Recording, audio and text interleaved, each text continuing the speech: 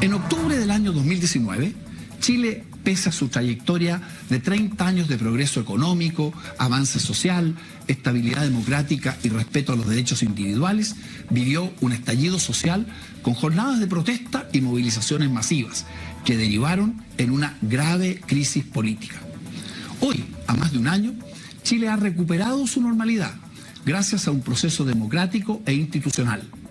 Mediante un plebiscito, los chilenos decidieron reemplazar la actual constitución política a través de una convención constituyente, entre cuyos rasgos destacan la paridad de género de sus integrantes, la representación de pueblos originarios y la participación de candidatos independientes, es decir, no vinculados a partidos políticos, es decir, provenientes de la sociedad civil. Chile se apresta a avanzar pacíficamente, esto es, sin violencia, hacia una democracia más fuerte, caracterizada por una alta participación ciudadana y el respeto a sus instituciones, y hacia una sociedad más integrada, junto a una economía más inclusiva, con menores desigualdades y mayor equidad en las oportunidades. O sea, estamos increíbles, en nuestro mejor momento. Claro, es como... Perdón, pero me acordé de Arturo Vidal. La familia estaba bien y el auto, el Ferrari hecho mierda atrás, pero no, estamos todos bien. Ya estamos todos en nuestro mejor momento. Y aquí no ha pasado nada. ¿Ah? Claro, esto es como los norteamericanos hablan de realpolitik, como ir al pragmatismo puro, digamos. Soy canciller y tengo que mostrar la mejor imagen posible. Yo creo que, a ver, me llaman varias cosas la atención de la declaración. Primero, que podría haber quedado como un proceso en desarrollo, digamos, no como un proceso concluido, porque él dice, Chile recuperó la normalidad. Estoy de acuerdo con que vamos en vías de, o queremos creer que vamos en vías de, o tenemos la intención, o estamos en un proceso de salida, de reparación, con todas las complejidades que eso conlleva, digamos. Pero darlo como un proceso concluido me parece un poquito... ambicioso, y que tampoco se relaciona con los propios informes que organismos internacionales han hecho de cómo el gobierno ha manejado la crisis. Entonces, además ¿sí? que tenemos una pandemia entre medio. Sí, él también se refirió en otra parte de la declaración a la pandemia. Es como muy quizás anticipado anunciar que un proceso o que ya estamos en la normalidad cuando el proceso en el fondo no ha avanzado, no sabemos qué va a pasar cuando efectivamente estamos en pandemia, y por otro lado cuando tenemos un tema en la Araucanía que es tremendamente crítica y en donde no existe normalidad. No, pues no hay Estado, o sea, ahí el terrorismo se ha tomado amplias zonas de la Araucanía. No ha habido una respuesta política. Hoy día escribe en el Mercurio, me llamó la atención, hablando del travestismo político de alguna figura, el alcalde Lavín escribe una columna respecto de la Araucanía que me llamó la atención porque hay algunos sectores políticos que tienen una habilidad especial como deporte de apropiarse de ideas de otro. Muy elásticos. Puede ser que eso sea bueno, no lo sé, pero tienen una habilidad como para tomar ideas de otro. Bueno, lo hace el canciller cuando habla de las características de la constituyente. A ver, el canciller Alamán firmó el acuerdo del 15 de noviembre, sí lo firmó, y luego se arrepintió del documento, intentó, digamos, de poner argumentos sobre la mesa para decir que no era viable porque se había firmado bajo presión de violencia y que no era el mejor camino. Luego, el tema de la paridad de género también fue ampliamente resistido por algunos sectores de derecha. Lo mismo que los escaños reservados, hubo una larga discusión si los escaños iban a haber supernumerarios, supranumerarios, cómo se iba a desglosar. O sea, todos los elementos que hoy día el canciller muestra como logros fueron hechos digamos, a resistencia, no sé si del gobierno, pero de cierta parte del gobierno al menos. Entonces me parece como un poquito oportunista aprovecharse o tomar como propias algunas ideas en las cuales yo no estuve completamente de acuerdo en el pasado. Y hoy día, bueno, me parece que la columna de Lavín es una columna interesante porque hace un planteamiento bien integral, diciendo que en la Araucanía hay terrorismo. Yo creo que a esta altura nadie lo puede desconocer, pero que al mismo tiempo, con medidas de mediano plazo y de corto plazo de reforzar la seguridad, la militarización y el estado de sitio no son el único camino o el camino. Él dice, si aquí no hay una suerte de toma de conciencia de que el origen de esto es una pacificación que nunca fue tal, O sea, es cosa de leer que la pacificación de la Araucanía lo menos que tuvo es de pacificación.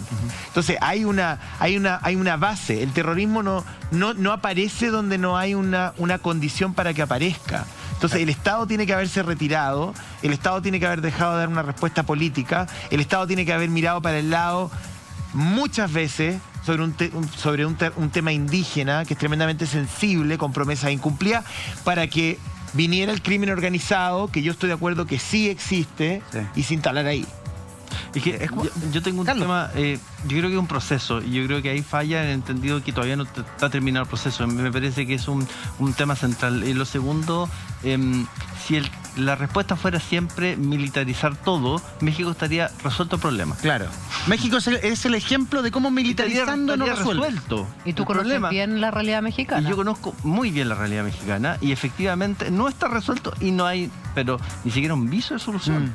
Y por lo tanto, si nos ponemos a pensar un poquito más allá, yo creo que efectivamente el tema de integración, el tema de dejar de pensar que son allá y no nosotros que tenemos un problema, sino que somos todos los chilenos los que tenemos un problema, y que nuestros pueblos originarios deben tener una condición de integración como esperemos sea en Nueva Zelanda, como pasa o como en Australia, que tienen una integración constitucional como corresponde.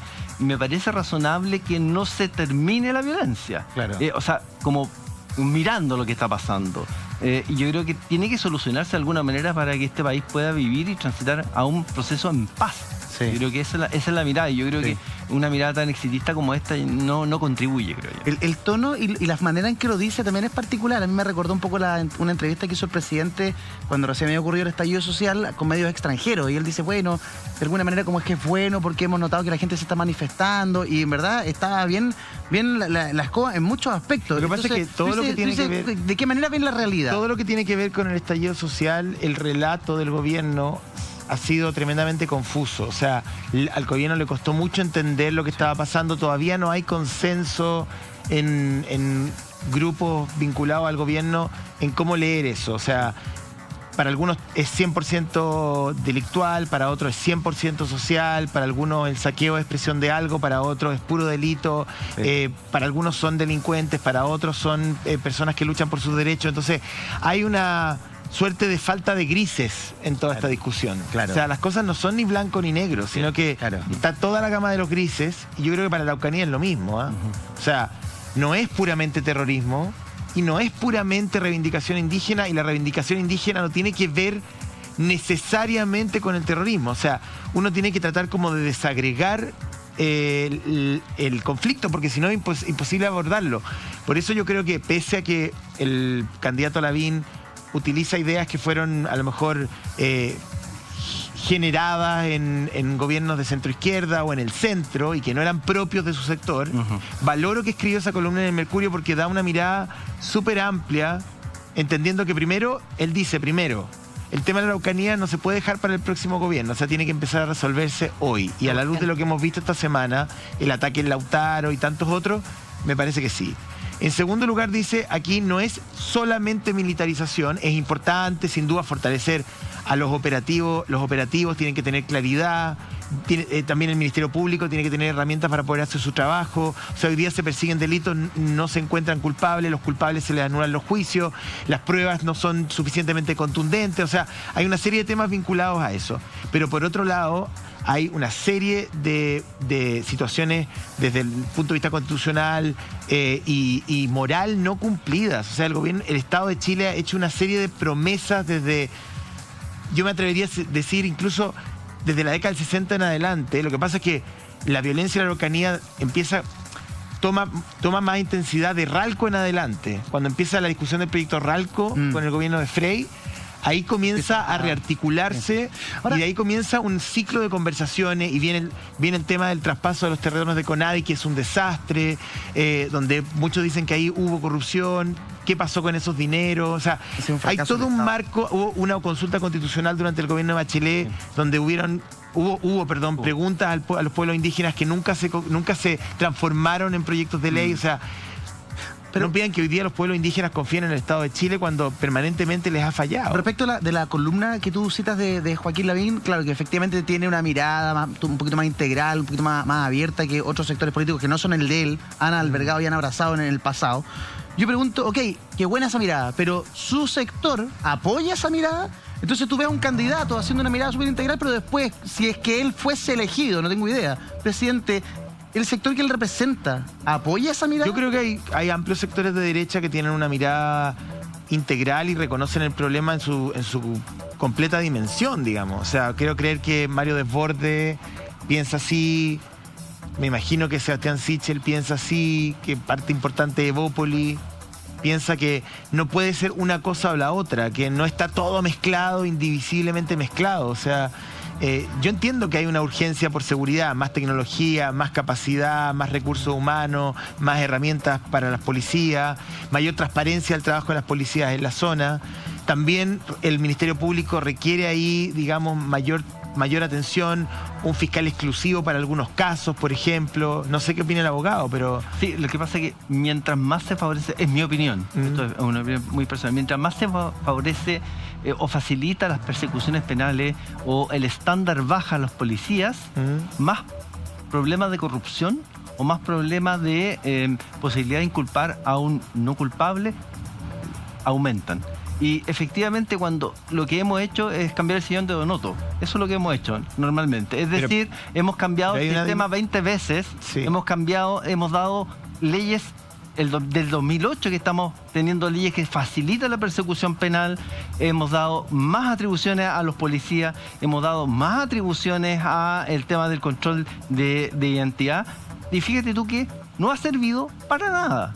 Entonces, el problema no es legal, el problema no es normativo. Pero usted dice, pero usted reconoce que hay un problema de seguridad, o sea... Obvio que hay un problema de seguridad. Nadie puede quemar una casa, sacar a una persona encañonada. No puedes tapar el sol con un dedo, claro, lo hay. El problema es cómo tramitas tú esa situación de inseguridad.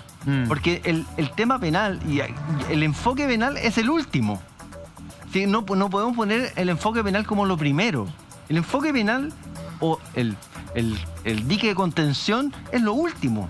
No es lo primero. Lo primero, hay muchas otras cosas a nivel educacional. Bueno, el presidente esta semana, luego de los atentados en Lautaro, hizo una declaración respecto de todas las necesidades. Bueno, primero, él respalda a las fuerzas de seguridad en la zona, reconoce la labor de carabineros, de la Policía de Investigaciones, de las Fuerzas Armadas, en fin.